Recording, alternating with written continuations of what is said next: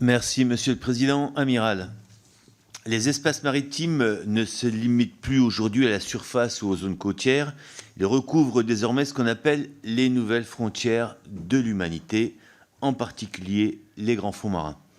Ces zones longtemps inaccessibles deviennent aujourd'hui des espaces stratégiques, à la fois pour leur richesse en ressources, leur importance écologique, mais aussi pour les enjeux de souveraineté qu'elles soulèvent. Or, la France, puissance maritime, a longtemps souffert d'un déficit capacitaire en la matière. En 2019, faute de moyens adaptés, elle a dû faire appel à une société privée nord-américaine pour localiser une épave à plus de 2000 mètres de profondeur. C'est pour remédier à ce constat qu'a été élaborée la stratégie MFM, maîtrise des fonds marins, qui vise à doter notre pays d'une capacité souveraine à connaître, surveiller et agir jusqu'à 6 000 mètres de profondeur. 2 programmes emblématiques ont été lancés dans ce cadre. D'abord, le programme CHOF, qui prévoit le renouvellement des bâtiments hydrographiques à partir de 2027. Ensuite, le programme SLAM-F, système de lutte anti-mines futur, qui vise à moderniser en profondeur la guerre des mines.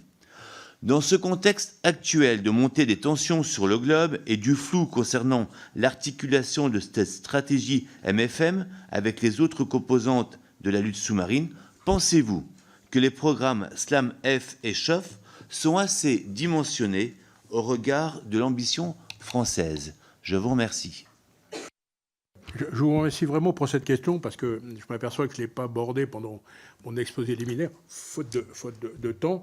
Mais je voudrais répondre de 2 manières. D'abord, l'intérêt des grands fonds marins, il est assez récent de manière générale. On avait en France une activité qui était celle des bathyscaphes dans le passé. Moi, j'ai grandi avec les exploits d'Archimède et en même temps que la conquête spatiale, d'ailleurs. C'était, etc.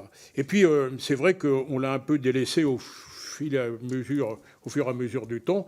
D'abord parce que sous contrainte financière, il faut faire des choix, mais aussi parce qu'on avait, à l'époque, je ne vais pas dire pas conscience, mais on n'avait pas totalement anticipé ce qui allait se passer. Ce qui allait se passer, c'est les câbles sous-marins, c'est-à-dire le fait que les échanges intercontinentaux de nos pays occidentaux en particulier, mais pas seulement, passent désormais par les fonds des mers. Et ce qui a appelé notre attention, et j'étais chef d'état-major de la marine à l'époque, en 2015, c'est de voir la Russie commencer à s'intéresser de près à ces câbles intercontinentaux. Et là, il y a une réflexion qui aboutit, comme vous l'avez dit, sur la stratégie de maîtrise des fonds marins, en disant, mais attention, finalement, on a sans doute sous-estimé ce sujet, parce qu'il a grandi très vite. Le développement des câbles sous-marins, il y a eu des câbles sous-marins depuis très longtemps, mais l'importance stratégique des câbles sous-marins,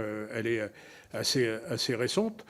Donc on voit qu'on a pris en compte ce sujet, qui n'est pas d'ailleurs seulement un sujet de câbles sous-marins. La multiplication des champs éoliens, les échanges électriques. En Baltique, c'est tapissé de câbles électriques sous-marins du début à la fin. Donc la menace, elle n'est pas seulement sur les câbles sous-marins numériques, elle est aussi sur les infrastructures sous-marines. Donc c'est un nouveau champ de conflictualité qu'on a pris en compte. Je voudrais aussi souligner qu'il se trouve que dans toutes les missions bénévoles que je remplis, je suis ambassadeur auprès de l'objectif 10 France 2030 sur l'exploration des fonds marins. Donc c'est un sujet que je connais bien. Je crois qu'on a changé de vitesse. Là. On est vraiment sur quelque chose qui est fort. Je rajouterais que la connaissance des fonds marins, ce n'est pas seulement une connaissance stratégique, c'est une connaissance sur l'environnement. Et là aussi, rappelons-nous, et c'était un de